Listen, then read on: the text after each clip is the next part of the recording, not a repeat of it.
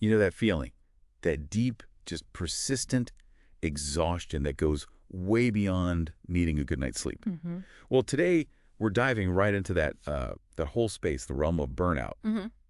But maybe understanding it is something more profound than just fatigue. Yeah, like a collapse. Exactly. Caroline Berger de Femini, she's the founder of Studio Biopilates in Paris Mm-hmm. and a Stoke Pilates reference in France that's a very biomechanically focused approach. That's right, very precise. She describes burnout as a real collapse. Absolutely. We've been looking at this interview with Caroline, and what's really fascinating is how her hands-on experience with Pilates gives such a fresh perspective on this challenge we hear so much about. Mm.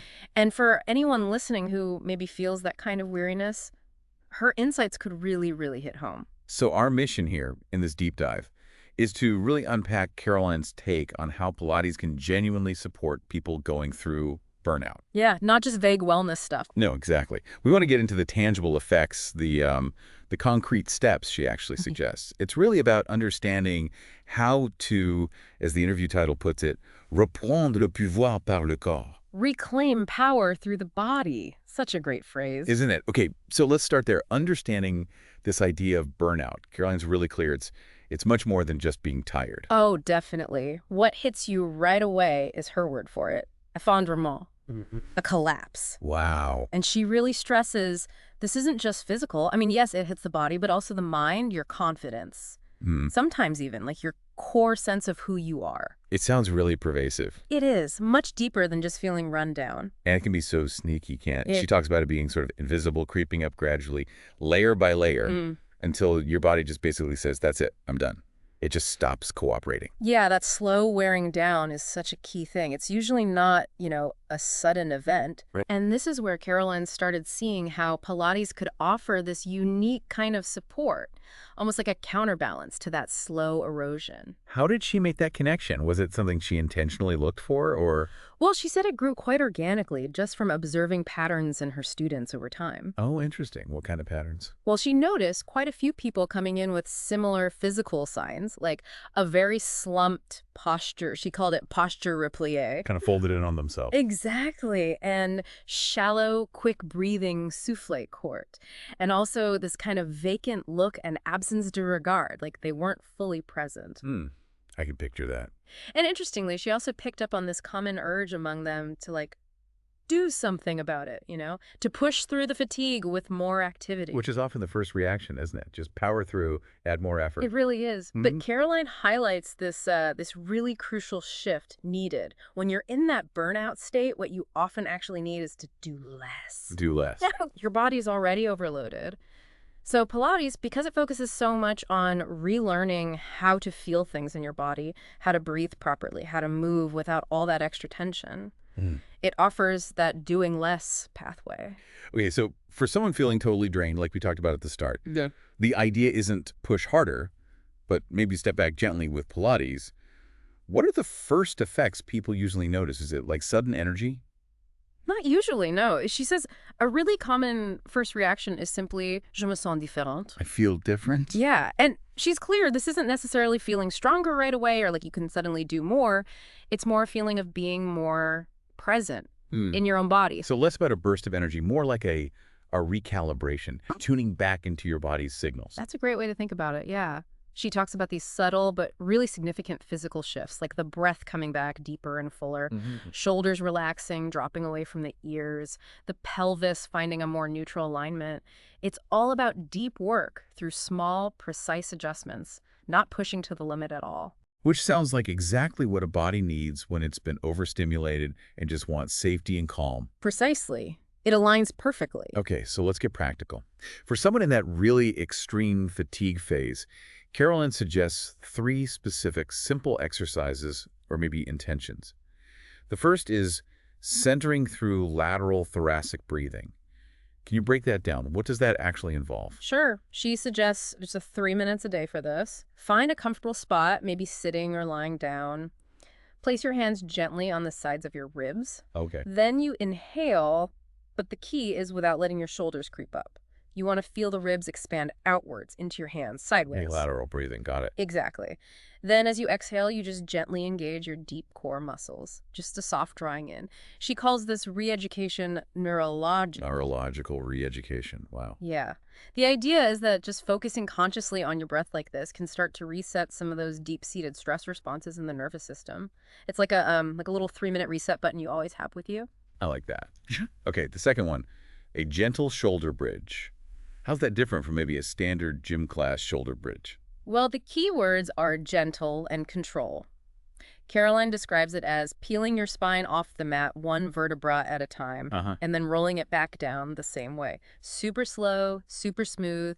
The focus is on softness, fluidity. And the purpose. It's about helping to reintegrate the pelvis with the spine, gently releasing tension there. It's like reinforming those deep postural muscles without any aggression or strain. So rebuilding support safely. Makes sense. Exactly. Connecting back to that bigger picture of burnout, it's rebuilding that foundation in a way the body feels safe with. Okay. And number 3 is the swan prep. Sounds elegant, maybe a bit demanding. It is an elegant movement, but the prep part really signals the gentleness. You're lying on your stomach and you just gently lift the upper body. But, and this is vital, without any tension in the neck, no straining.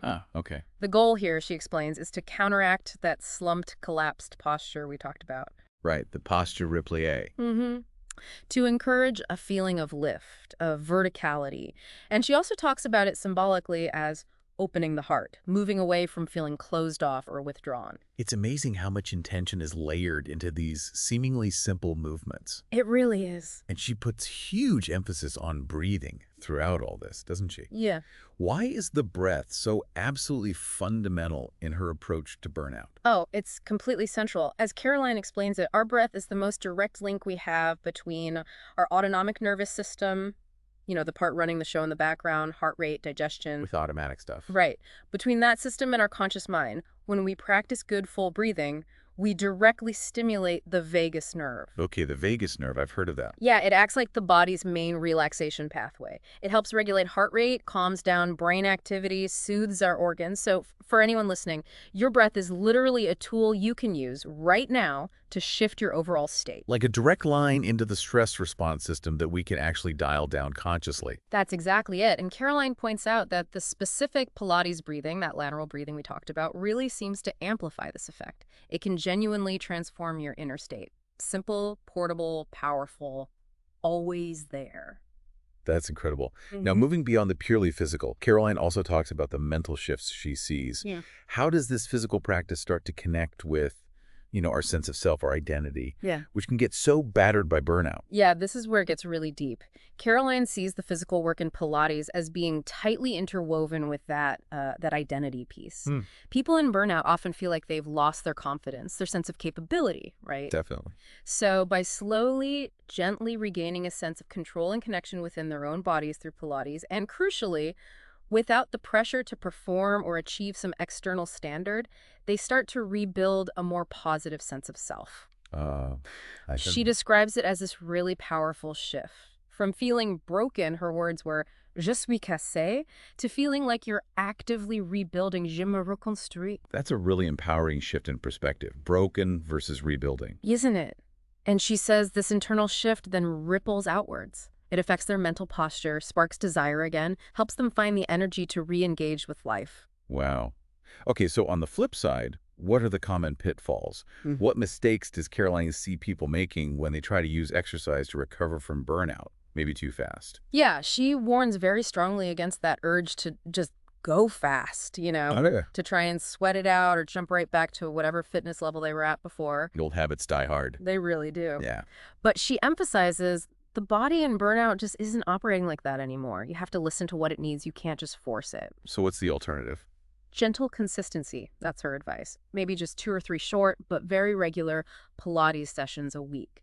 And this is really critical, allowing for integration phases. Integration phases, what does that mean? It means building in time for rest, for just doing that focused breathing, for grounding activities. It's in those quieter moments, she says, that the body actually does the repairing and the recovering. That makes so much sense. Yeah. Giving the body the space it needs, not just pushing it more, even with good intentions. Exactly. Now, Caroline also brings up Pilates in the workplace? That's an interesting angle you don't always hear. It is, and it's so relevant, isn't it? We talk so much about employee well-being, performance, but often the actual physical state of people gets overlooked. True. Caroline argues, look, if an employee isn't breathing well, if they have chronic back pain, if they're carrying all this tension, they're naturally going to be less effective, more prone to stress. Stands to reason. So she suggests bringing Pilates into the workplace isn't just a perk, it's a tool for prevention, for helping people regulate stress during the day, for restoring that sense of mental and physical spine within the work routine. So way beyond just a quick lunchtime stretch class. Yeah. Oh, yeah. She sees it as strategic, preventing stress, fostering better team dynamics. She even observed that managers who seem more physically aligned tend to be more composed, clearer leaders. That's fascinating, a kind of ripple effect through the whole organization. Potentially, yes, a ripple effect of well-being. So near the end of the interview, Caroline is asked in just one word why Pilates is so powerful against burnout. And her answer is just, parce qu'il reconnecte. Because it reconnects. Can you unpack that? What are the key reconnections she's talking about? Absolutely. She puts it beautifully. It's first, reconnecting the breath to movement, then reconnecting the body and the mind, making that link conscious again, and ultimately, and most profoundly, reconnecting the person to themselves. Wow. In a world that constantly pulls us apart, leads to that feeling of fragmentation that feeds burnout, she sees this act of coming back to yourself through mindful Pilates practice as just a fundamental act of healing. So wrapping this up, the really core takeaway from our deep dive into Caroline Berger's work seems to be that tackling burnout can genuinely start with that simple foundational act, reconnecting with your own body through mindful movement, through intentional breath. And that Pilates offers a really potent way to do that. Precisely. And maybe for you listening, if you're navigating some of this complexity, maybe just try one of the simple things Caroline suggested, even a few minutes of that lateral breathing each day. It could be a start. Yeah. Remember, small, consistent steps can really add up. They can be the catalyst for real change. So maybe here's a final thought to leave everyone with. In a world that values pushing through, always being productive, what would it actually look like to prioritize reconnection with your breath, your body, yourself? To see that as a form of strength? Could listening more closely to your body's signals actually be the most powerful thing you can do when you feel overwhelmed? Something to think about.